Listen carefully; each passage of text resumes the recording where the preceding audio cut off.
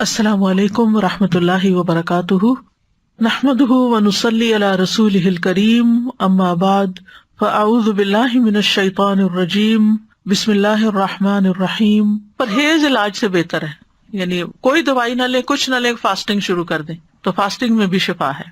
اور پھر دعائیں، آیات، سب سے بڑھ کر سورۃ الفاتحہ جس کا نام یہ شفا ہے، سورۃ الفاتحہ سے علاج کریں۔ خارجہ بن سل تمیمی اپنے چچا سے نقل کرتے ہیں، ایک مرتبہ وہ رسول اللہ صلی اللہ علیہ وسلم کی خدمت میں حاضر ہوئے۔ جب واپس جانے لگے تو ایک قوم کے پاس سے گزرے جن کے ہاں ایک مجنون آدمی تھا، یعنی اس کا ذہنی توازن ٹھیک نہیں تھا۔ اسے انہوں نے لوہے کی زنجیروں سے باندھ رکھا تھا۔ اس کے اہل خانہ کہنے لگے، ہمیں معلوم ہوا کہ تمہارا یہ ساتھی یعنی نبی صلی اللہ علیہ وسلم کو خیر لے کے آیا ہے، وہ خود نہیں ہوں گے مسلمان، نہیں پتا ہوگا، تو کیا اس کے پاس کوئی ایسی چیز ہے کہ جس سے علاج کیا جائے اس کا؟ وہ کہتے ہیں کہ میں نے سورۃ فاتحہ پڑھ کر دم کیا تو وہ ٹھیک ہو گیا۔ یقین اصل چیز ہے نا، کہ یقین کتنا ہے۔ ایک لیکچر یقین پر بھی ہونا چاہیے، کیونکہ نا دین کے معاملے میں، دعاؤں کے معاملے میں ہمارا یقین نہیں ہوتا۔ الثقۃ باللہ۔ پھر جو منزل ہم پڑھتے ہیں اس میں سورۃ فاتحہ کے علاوہ آیت الکرسی ہے، البقرہ کی آخری 2 آیات ہیں، کیونکہ نبی صلی اللہ علیہ وسلم نے فرمایا جس نے سورۃ البقرہ کی آخری 2 آیات ایک رات کو پڑھی وہ اسے ہر آفت سے بچانے کے لیے کافی ہوں گی۔ اور آیت الکرسی کا تو فائدہ آپ کو معلوم ہی ہے۔ پھر معوذات ہیں، قل هو اللہ احد، قل اعوذ برب الفلق، قل اعوذ برب الناس۔ نبی صلی اللہ علیہ وسلم نے فرمایا صبح اور شام 3 بار معوذات کہہ لو تو یہ ہر چیز سے تمہیں کفایت کریں گی۔ پھر یہ دعا جو کل میں نے آپ کو بتائی تھی، انی مسنی الضر وانت ارحم الراحمین۔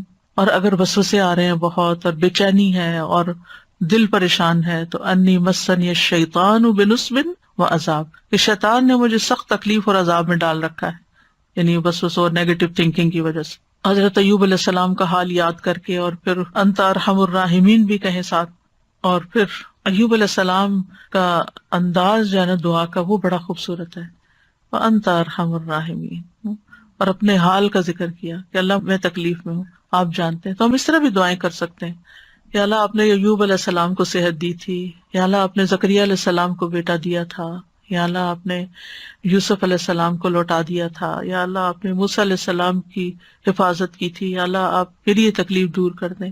سورۃ الانبیاء میں وہ اتنی خوبصورت دعائیں پڑھتے ہیں تو دل پگھلتا ہے، سارے انبیاء کی جو دعائیں قبول ہوتی گئیں ان کا واسطہ دے کر کے اللہ آپ نے ان سب کی دعائیں قبول کی، آپ میری بھی دعا قبول کریں اور میری یہ تکلیف دور کر دیں۔ اور پھر یہ ہے کہ جیسے نیک لوگ اللہ سے اچھا گمان رکھتے تھے، ابراہیم علیہ السلام نے کہا وَإِذَا مَرِضْتُ فَهُوَ يَشْفِينِ، وہ مجھے شفا دیتا ہے جب میں بیمار ہوتا ہوں۔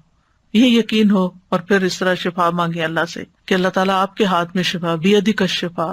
پھر وہ جو مسنون دعائیں گرین کارڈ کی ہیں، امسح البأس رب الناس بیدک الشفا، لا یکشف الکرب الا انت، اے لوگوں کے رب تکلیف دور کر دے، تیرے ہی ہاتھ میں شفا ہے، تیرے سوا اس کو کوئی دور کرنے والا نہیں۔ نبی صلی اللہ علیہ وسلم بیمار پر ان الفاظ کے ساتھ دم کیا کرتے تھے۔ اور پھر ایک اور روایت میں آتا ہے، انس رضی اللہ عنہ کہتے ہیں کہ میں تم پر وہ دعا پڑھ کر کیوں نہ دم کروں جسے رسول اللہ صلی اللہ علیہ وسلم پڑھتے تھے۔ تو حضرت ثابت کی طبیعت خراب تھی تو انہوں نے کہا ضرور کیجیے، تو حضرت انس نے ان الفاظ کے ساتھ دم کیا، اللہم رب الناس مذہب البأس اشف انت الشافی لا شافی الا انت شفاء لا یغادر سقما۔ پھر اسی طرح یہ ہے کہ اگر کوئی جل جائے تو اس کا علاج نبی صلی اللہ علیہ وسلم نے کس طرح کیا۔ ایک خاتون کہتی ہیں کہ میں حبشہ سے واپس آ رہی تھی، مدینہ سے کچھ فاصلے پر تھی، تو کھانا پکانا شروع کیا، لکڑیاں ختم ہوئی تو لکڑیوں کی تلاش میں نکلی تو بچے نے ہانڈی اپنے اوپر گرا لی اور وہ بازو پہ گر گئی اور وہ جل گیا۔ تو وہ پھر لے کے نبی صلی اللہ علیہ وسلم کی خدمت میں حاضر ہوئی، کہا اللہ کے رسول صلی اللہ علیہ وسلم، میرے ماں باپ آپ پہ قربان، یہ محمد بن حاتم ہیں اور ان کے ساتھ یہ ہوا ہے۔ تو آپ نے اپنا لعاب دہن ڈالا اور سر پہ ہاتھ پھیرا اور برکت کی دعا کی، اور اس جلی ہوئی جگہ پر لعاب دہن ڈالتے جاتے تھے اور ساتھ یہ دعا پڑھتے تھے، اذہب البأس رب الناس واشف انت الشافی لا شفاء الا شفاؤک اشف شفاء لا یغادر سقما۔ اور پچھلے دنوں ایک پوسٹ آپ نے بھی شاید دیکھی ہو جس میں وہ کوئی حکیم یا طبیب ایسی ریکمینڈ کرتا ہے کہ اگر کوئی شخص صبح کے وقت اپنا پہلا لعاب اپنی آنکھوں کے اندر لگاتا ہے تو اس کی آنکھوں کی بینائی تیز ہو جاتی ہے اور بیماریاں دور ہوتے ہیں۔ بہرحال لعاب کے اندر بھی اللہ نے شفا رکھی ہے۔ اور پھر اسی طرح خود کو تکلیف ہو، اور یہ تو میں نے بہت دفعہ آزمایا ہے کہ درد کی جگہ پر ہاتھ رکھ کے انسان 3 دفعہ بسم اللہ پڑھے اور 7 دفعہ اعوذ بعزت اللہ وقدرتی من شر ما اجد واحاذر. بہت ہی خوبصورت دعا ہے اور بہت جلد تکلیف دور ہوتی ہے. خاص طور پہ اگر گھٹنوں وغیرہ میں تکلیف ہے تو آپ ان کو کلونجی کے آئل سے رب بھی کرتے جائیں اور یہ دعا پڑھتے جائیں تو انشاءاللہ ٹھیک ہو جائیں گے. پھر اسی طرح اگر کہیں پھوڑا پھنسی ہے چھوٹا موٹا تو اس پر نبی صلی اللہ علیہ وسلم یہ دعا پڑھتے تھے، بسم اللہ تربت اردنا بریقت بعدنا لیشفی بہ سقیمنا باذن ربنا. اللہ کے نام کے ساتھ ہماری زمین کی مٹی، یعنی جس زمین پہ انسان رہتا ہے وہیں کی مٹی لے سکتا ہے اگر مدینہ کی مٹی نہ ہو، ہمارے رب کے حکم سے ہم میں سے بعض کے لعاب کے ساتھ ہمارے بیمار کو شفا دی جائے. یعنی وہاں پر کوئی بڑی بڑی فارمیسیز نہیں تھی، کوئی اور علاج کے لیے ہاسپٹل نہیں تھے، تو یہی چیزیں جو تھیں نبی صلی اللہ علیہ وسلم نے عملاً کر کے دکھائیں اور لوگوں کو فائدہ بھی پہنچا. تو نبی صلی اللہ علیہ وسلم کسی کے جسم پر کوئی پھوڑا، کوئی زخم، کوئی تکلیف ہوتی تو لعاب کے ساتھ مٹی لگا کے اس جگہ پر لگا دیتے تھے. اور راکھ کا لگانا جو ہے، آپ صلی اللہ علیہ وسلم کو جب جنگ احد میں آپ کو تکلیف پہنچی تھی تو حضرت فاطمہ نے چٹائی جلا کے اس کی راکھ جو تھی وہ وہاں لگا کے تو پٹی کی تھی، تو اس میں بھی اللہ تعالیٰ نے شفا رکھی ہے. اور پھر اسی طرح تکلیف اور پریشانی کے وقت کی جو عام دعائیں ہیں وہ بھی پڑھنی چاہیے. یا حی یا قیوم برحمتک استغیث اللہ اللہ ربی لا اشرک بہ شیئا. پھر اسی طرح لا الہ الا انت سبحانک انی کنت من الظالمین. پھر نبی صلی اللہ علیہ وسلم جب کرب اور تکلیف اور پریشانی اور بے چینی ہوتی تھی اس وقت پڑھتے تھے لا الہ الا اللہ العظیم الحلیم، لا الہ الا اللہ رب العرش العظیم، لا الہ الا اللہ رب السماوات ورب الارض ورب العرش الکریم. یعنی عرش سب سے بڑی چیز ہے نا مخلوقات میں سے، تو اس کے رب کا واسطہ دے کر پھر دعا کرتے تھے.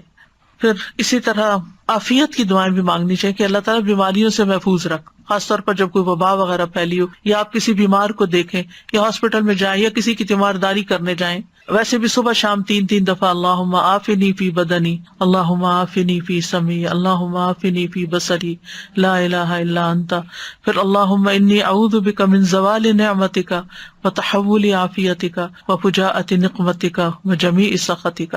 اے اللہ بے شک میں تیری پناہ لیتا ہوں اس بات سے کہ تیری دی ہوئی کوئی نعمت مجھ سے چھن جائے اور تیری دی ہوئی عافیت پلٹ جائے اور کوئی ناگہانی عذاب آ جائے، اور میں تیری تمام ناراضگیوں سے تیری پناہ لیتا ہوں.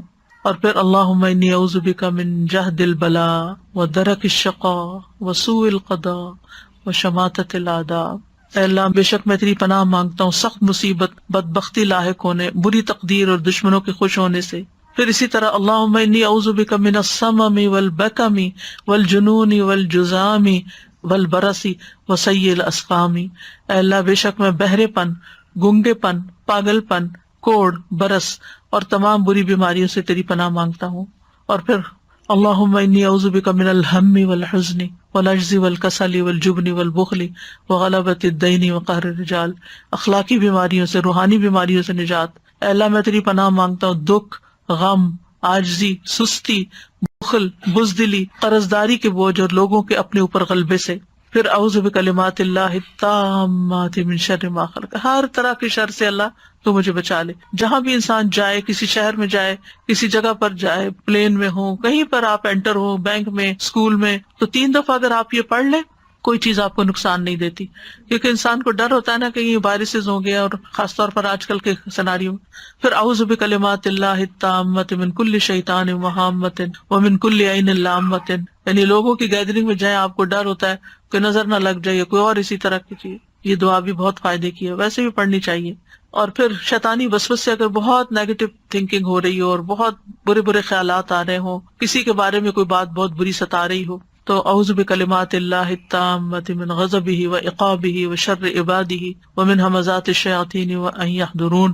خاص طور پہ برا خواب آنے کے بعد اگر دل پہ بار بار پریشانی کا خیال آ رہا ہے، بار بار آ رہا ہے، تو اس کو بھی جھٹکنے کے لیے یہ دعا پڑھی جا سکتی. تو اللہ تعالیٰ محفوظ رکھیں گے.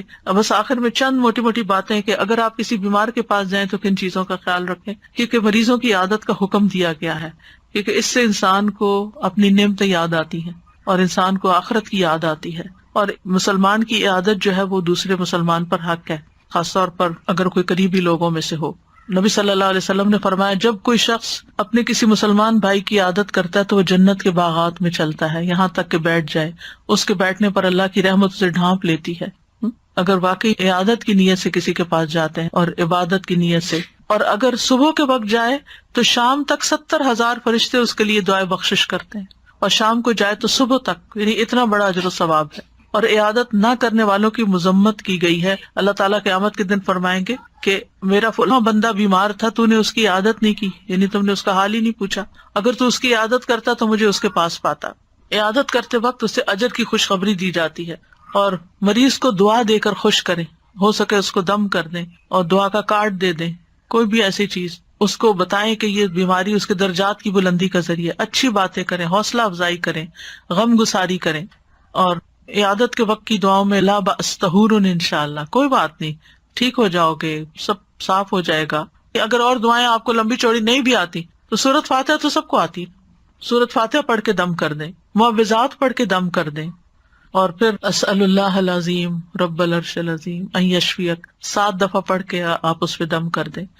نبی صلی اللہ علیہ وسلم نے فرمایا جو مسلمان کسی بیمار کی عیادت کے لیے اس کے پاس آئے جس کی موت کا وقت نہ آیا ہو اور 7 مرتبہ یہ پڑھے تو اللہ تعالیٰ اس کو شفا عطا کر دیتا ہے۔ تو یہ بیمار کے لیے پڑھنی چاہیے۔ پھر اللہم اشف فلان، اگر دور بیٹھے ہیں تو دور سے دعائیں کر دیں، اور دیگر بھی اذہب البأس اور مذہب البأس، اور یہ ساری دعائیں جو پہلے میں آپ کو بتا چکی ہوں دیگر بیماریوں کے علاج میں، یہ دعائیں گرین کارڈ پہ لکھی ہوئی ہیں، ان سب کا بھی یعنی اگر آپ کے پاس زبانی یاد نہیں تو دیکھ کے بھی آپ ان کو پڑھ سکتے ہیں۔